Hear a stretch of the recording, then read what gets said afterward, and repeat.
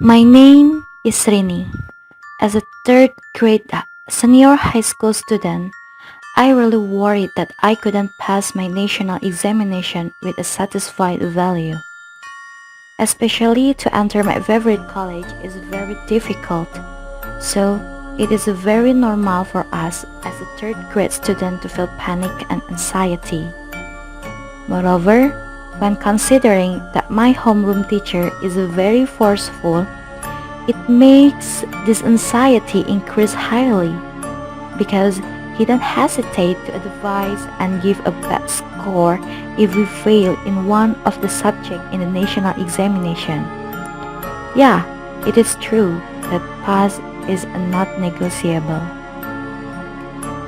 I ever think maybe that's why my friends prefer to retreat and didn't attend the tutoring because they already feel pessimist about the value they will get.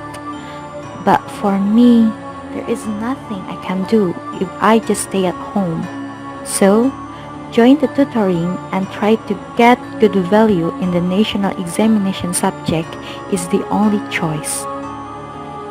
Luckily, when my anxiety began uncontrolled, I thought of my friend, Theo, who always succeeds to get a good value in every subject.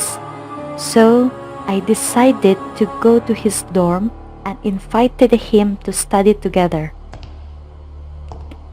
That night, the wind was piercing whereas it was still 8 p.m.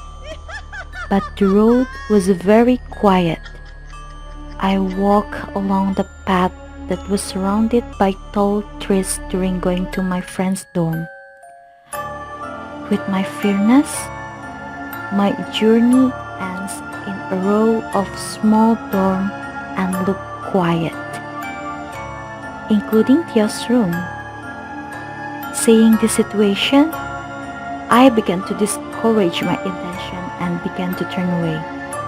But from a distance, I saw someone walking approach under the moonlight. There were no street lights that helped my sight. When the shadow came closer, I began to see it clearly. It was Theo, with a black plastic bag that he brought in his left hand, and his right hand waved towards me. Hi Rin, what's up? Theo, can we study together for tryout tomorrow? I'm having a little trouble to understand the material. Theo thought for a moment about my offer and seemed to decide directly. Okay, but we study in your house. Saying Theo's reply to me, I thought it was okay. Maybe Theo felt uncomfortable if I was in this dorm that could be messy. So I just nodded in agreement. Wait a minute. Let me put my groceries to my room. It's impossible I bring these soaps and these plastic bags into your house. Theo said while walked to the door of his dorm, opened the door slowly and went straight in.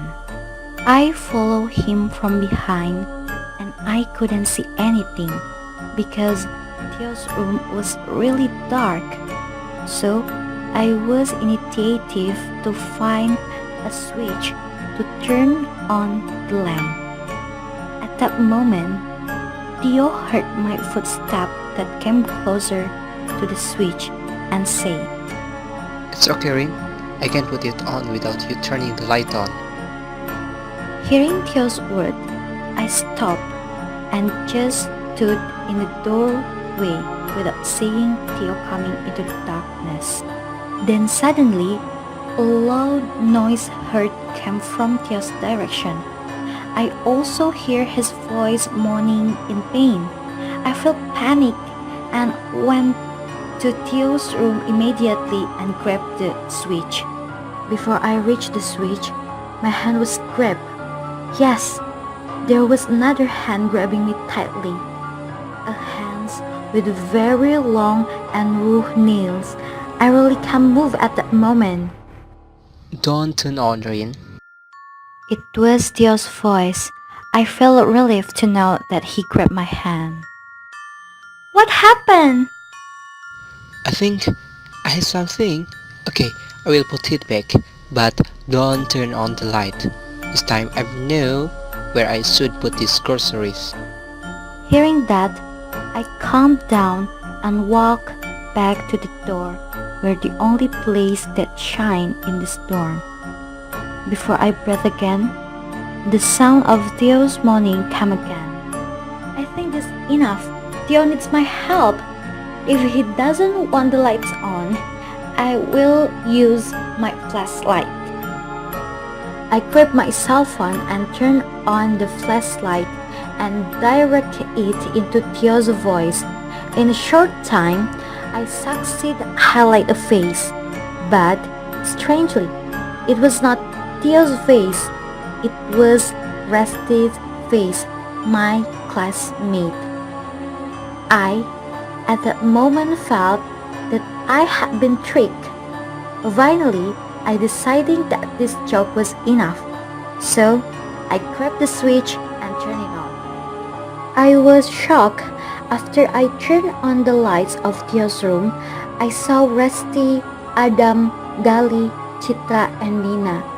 They all are my classmates who haven't joined the tutoring. I really saw them over there, with hands and feet tied, and also a bloody body. Especially while looking at Adam. His hand, legs, and body was spirited and scattered away. The blood ran down on the floor because the cutlet injuries in all over their bodies. Then I saw Theo stood with his big and sharp knife glare at me, and it made me can't move completely or escape.